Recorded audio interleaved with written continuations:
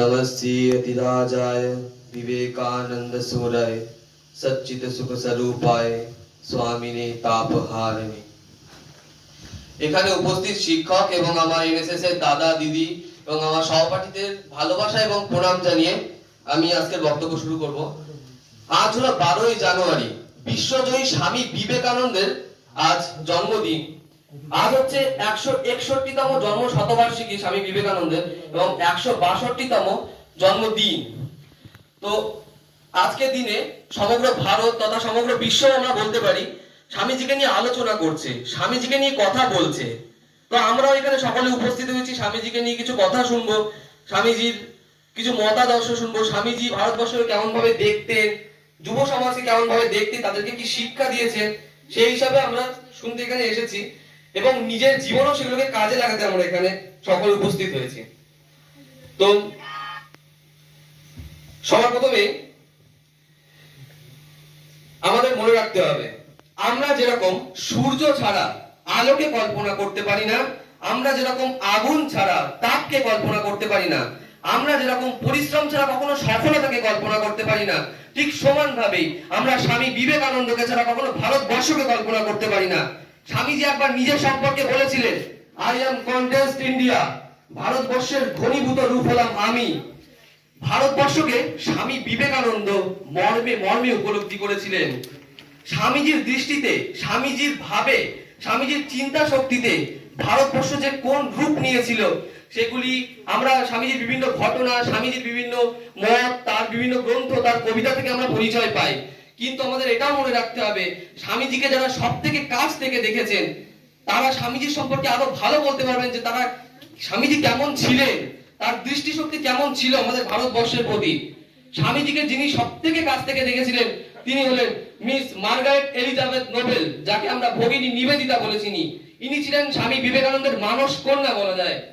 তো ইনি নিবেদিতা বলছেন একদিন যে স্বামী বিবেকানন্দের কাছে তার ভারতবর্ষ ছিল সত্যি একটি আবেগের কেন্দ্র, স্বামীজির কাছে তার ভারতবর্ষ ছিল একটি দিবা স্বপ্ন, স্বামীজির কাছে তার ভারতবর্ষ ছিল নিশীথের দুঃস্বপ্ন।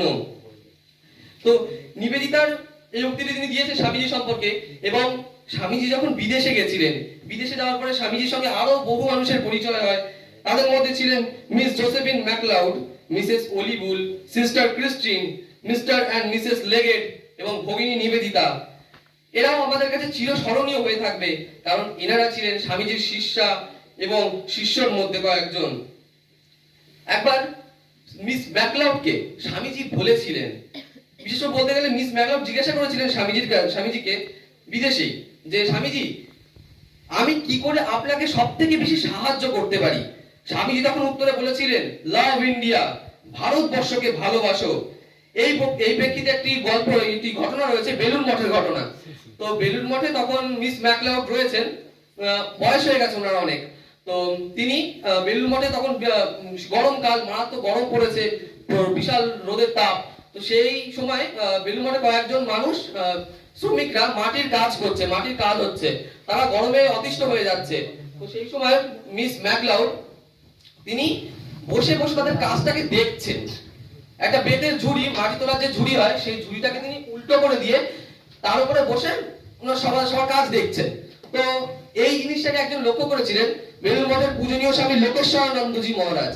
তিনি লক্ষ্য করেছিলেন এই জিনিসটাকে, যে তিনি অবাক দৃষ্টিতে তাকিয়ে আছেন তাদের দিকে, অপূর্ব দৃষ্টিতে।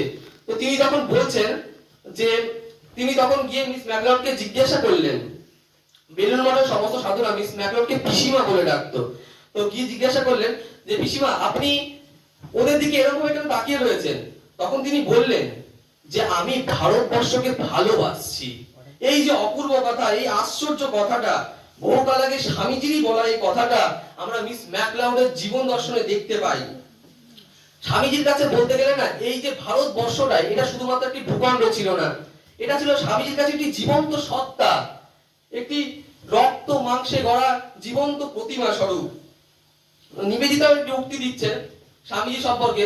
তিনি বলছেন যে স্বামীজির কাছে ভারতবর্ষ ছিল একটা চির যৌবনবতী ভাবে, মানে স্বামীজির কাছে ভারতবর্ষ ছিল চির যৌবনবতী। তিনি এইভাবেই দেখতেন ভারতবর্ষকে।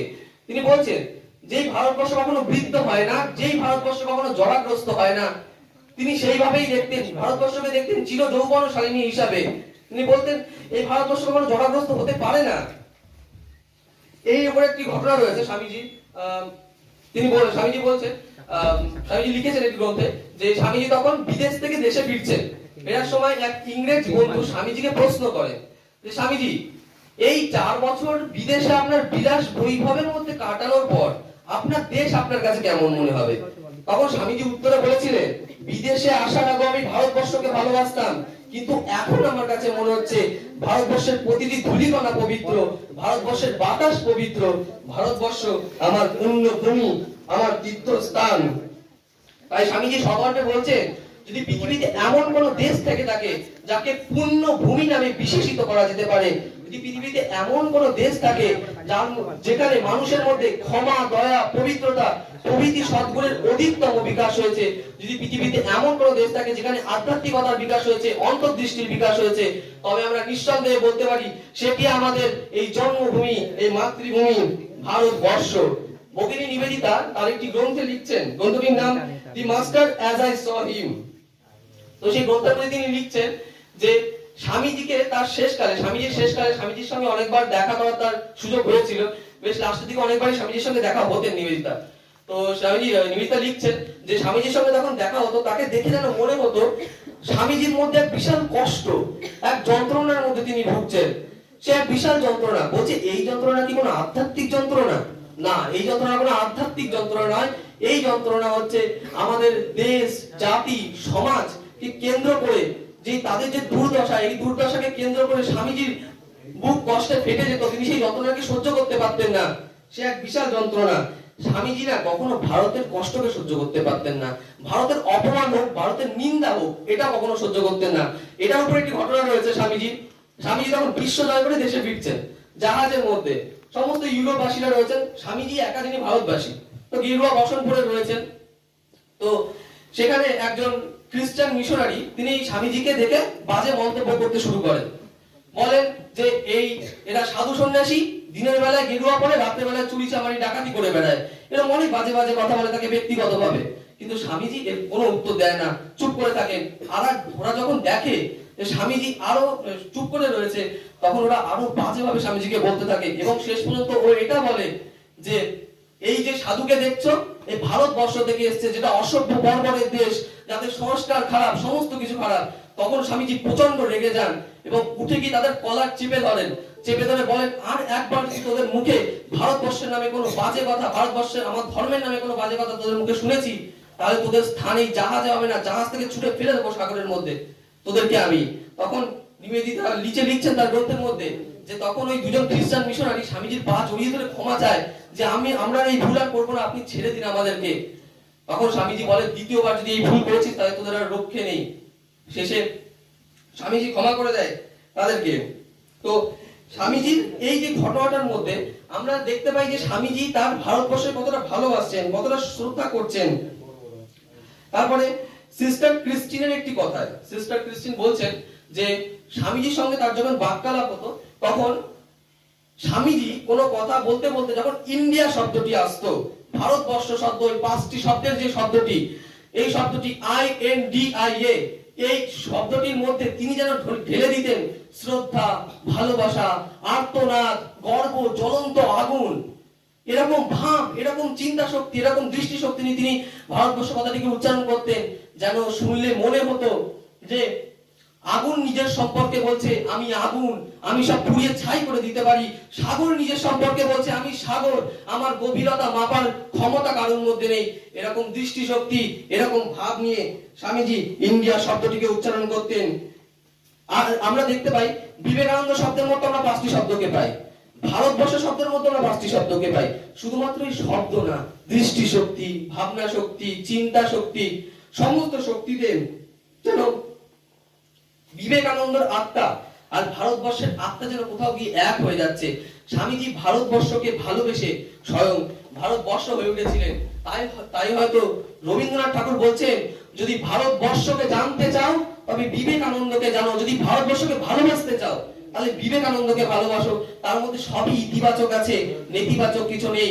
লিও টলস্টয় বলছেন যে বর্তমান যুগের সর্বশ্রেষ্ঠ দার্শনিক হচ্ছেন স্বামী বিবেকানন্দ। রাজা গোপালাচারী বলছেন যে মহাত্মা গান্ধী হয়তো আমাদের জাতির জনক হতে পারে, কিন্তু জাতির পিতা হচ্ছে আমাদের স্বামী বিবেকানন্দ। স্বামীজির একটি দারুণ বক্তৃতা আছে, ভারতে বিবেকানন্দ বললে জানা যাবে, লাহোর বক্তৃতা। তিনি লাহোরে গিয়ে বক্তৃতা দিচ্ছেন, যেটা পাকিস্তানের অন্তর্গত রয়েছে লাহোর। তো লাহোরে গিয়ে বক্তৃতা দিচ্ছেন, তিনি সেখানে গিয়ে বলছেন 1897 সাল বক্তৃতা দিচ্ছেন। তিনি বলছেন যে আমি এখানে এসেছি আজকে আপনাদের আচার্য হিসাবে আপনাদের সামনে বক্তৃতা উপস্থাপন করতে নয়। আমি এখানে এসেছি আমি এখানে এসেছি আপনাদের একজন ভাই হিসাবে। সেই পূর্ব দেশ থেকে এই পশ্চিম দেশে এসেছি আমার ভাইদের সঙ্গে আমি দেখা করতে, তাদের সঙ্গে মত বিনিময় করতে। আমি এখানে আসিনি কোনো ভিন্নতা, কোনো দোষ ত্রুটিকে খুঁজে নিতে। আমি এখানে এসেছি একটা কমন গ্রাউন্ড তৈরি করতে, যেখানে আমরা এই সকল ভাইরা একসঙ্গে মিলিত হতে পারি। সেরকম জায়গাটাকে খুঁজতে আমি এখানে আসছি। স্বামীজি কেন বলছেন পূর্ব দেশ থেকে পশ্চিম দেশ? তখন পাকিস্তান, ভারতবর্ষ, বাংলাদেশ একসঙ্গে ছিল, তাই তিনি পূর্ব দেশ থেকে পশ্চিম দেশে গেছেন, তাই বলছেন। তো স্বামীজির মধ্যে না আমরা এই একক দৃষ্টিটাকে দেখতে পাই। এক দৃষ্টিতে তিনি সমগ্র ভারতবর্ষটাকে দেখতেন। কোনো বিচ্ছিন্নতা তিনি পছন্দ করতেন না, কোনো ভাগ তিনি পছন্দ করতেন না। তাই মনে রাখতে হবে স্বামীজির মধ্যে একটি দৃষ্টি ছিল, সেটি সব থেকে বড় হচ্ছে সমন্বয় দৃষ্টি। তিনি ধর্মকে সমন্বয় করেছেন, সমস্ত কিছুকে সমন্বয় করেছেন। তো স্বামীজির একটি কবিতাও আছে, টু দি অ্যাওয়েকেন্ড ইন্ডিয়া, প্রবুদ্ধ ভারতের প্রতি। তো এই কবিতায় স্বামীজি লিখছেন, ভারতবর্ষকে উপস্থাপন করছে কিরকম ভাবে, হে ভারত ও ইন্ডিয়া, এরকম বলে নয়। স্বামীজি উপস্থাপন করছেন ও ট্রুথ, হে সত্য, তব মৃত্যু নহে কদাচল, তব তরে প্রতীক্ষায় আছে বিশ্বজন। তিনি স্বামীজি বলছেন তোমার মৃত্যু কখনো সম্ভব নয়, ভারত তোমার মৃত্যু হতে পারে না। তোমার যদি মৃত্যু হয় তাহলে এই পৃথিবী থেকে যা সুন্দর আছে, যা মহান আছে, যা মানুষকে ঊর্ধ্বায়িত করে, যা পবিত্র আছে, সমস্ত কিছু এক নিমিষে ধ্বংস হয়ে যাবে। স্বামীজি সেই কবিতা আবার আরেক জায়গায় লিখছেন, ভারতকে উপস্থাপন করছে এরকম ভাবে, ও লাভ, হে প্রেম, ভারতবর্ষ যেন একটা প্রেমের, ভারতবর্ষ যেন ত্যাগের প্রতীক। এইরকম ভাবে স্বামীজি ভারতবর্ষকে উপস্থাপন করছে। ভারতবর্ষ ছিল স্বামীজির কাছে প্রেম, ত্যাগ, পবিত্রতা, শান্তি, এই সমস্ত কিছুর প্রতিমূর্তি। ভারতবাসী যখন ভারতে যখন ইংরেজ শক্তি এসে নিজেদের আধিপত্যকে প্রতিষ্ঠা করেছে, তখন ভারতবাসীরা একটা জিনিস ভেবে নিয়েছিল যে তাদের দেশে নাকি কিছু নেই, তাদের দেশ থেকে তারা কিছু পেতে পারে না, যা নিতে হবে সব পাশ্চাত্যের কাছ থেকে নিতে হবে। এইরকম তারা ভারতবর্ষের স্বরূপকে ভুলে যাচ্ছে, নিজেদের স্বরূপকে ভুলে যাচ্ছে। তখন 1893 সালের 11 সেপ্টেম্বর চিকাগো বক্তৃতায় স্বামীজি আবারও ভারতবর্ষের স্বরূপকে উন্মোচন করলেন। তিনি দেখালেন যে ভারতবর্ষের কাছে কি আছে।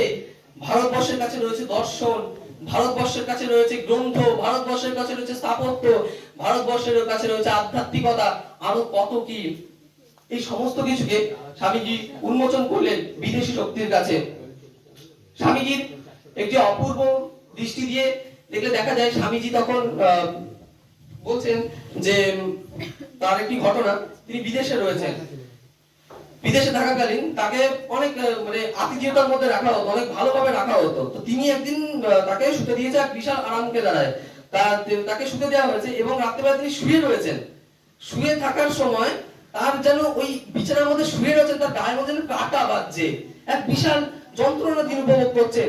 তিনি ছটফট করতে করতে বিছানা থেকে নেমে গেলেন, নেমে গিয়ে মাটিতে শুলেন এবং তিনি হা হা করে কাঁদছে, বলছেন যেখানে আমার ভারতবাসীরা বিছানায় শোয়ার জায়গা পাচ্ছে না, যেখানে ভারতের প্রত্যেকটা মানুষ মাটিতে শোয়, যে এরকম এরকম আমাদের দেশের অবস্থা, সেই দেশ থেকে আমি এসে এই বিলাসবহুল জীবনযাপন করব, এটি সম্ভব নয়। তিনি বিছানা থেকে নেমে গিয়ে হা হা করে কাঁদছেন, তার রাত্রের ঘুম উড়ে গেছে ভারতের কথা চিন্তা করতে করতে। তো স্বামীজিকে দেখলে স্বামীজি এইরকম দৃষ্টি ভারতবর্ষকে দেখতেন। স্বামীজির ভারতবর্ষকে দেখার ভাবনা চিন্তাটাই ছিল অন্য রকমের। স্বামীজি ভারতবর্ষকে দেখতেন এক দৃষ্টিতে, সমন্বয় দৃষ্টিতে। স্বামীজির এই যে দৃষ্টিটি, স্বামীজি একসময় ঘোষণা করছেন, যখন সমস্ত ভারতবাসীরা ভেবে নিয়েছে যে ভারতের কাছে যখন কিছু নেই, তখন স্বামীজি বলছেন, চিকাগো বক্তৃতায় একটি বক্তৃতা দিচ্ছেন তিনি, ওখান থেকে ফিরে ভারতে বলছেন যে ভারতে জন্মেছো বলে লজ্জা বোধ করো না, বরঞ্চ গর্ব বোধ করো। আর এটা মনে রেখো যে তোমাদের অন্য জাতির কাছ থেকে নিতে হবে ঠিকই, কিন্তু তাদের থেকে আমাদের অন্যকে দেওয়ার জিনিস সহস্র গুণে বেশি রয়েছে। একটু আগেই বললাম আমাদের কাছে কি কি রয়েছে, আরো বহু জিনিস রয়েছে আমাদের কাছে যা অন্য জাতিকে আমরা দিতে পারি। তাই স্বামীজি শেষে ঘোষণা করছেন যে যে দেশ একসময় সকল দেশের রানী ছিল, সকল দেশের রানী হওয়াই তার ভবিতব্য। স্বামীজির ভাষায় বলতে গেলে সকল দেশের মধ্যে আমার দেশই সর্বশ্রেষ্ঠ। নমো বিবেকানন্দায় নমো, নমো বিবেকানন্দায় নমো, নমো বিবেকানন্দায়।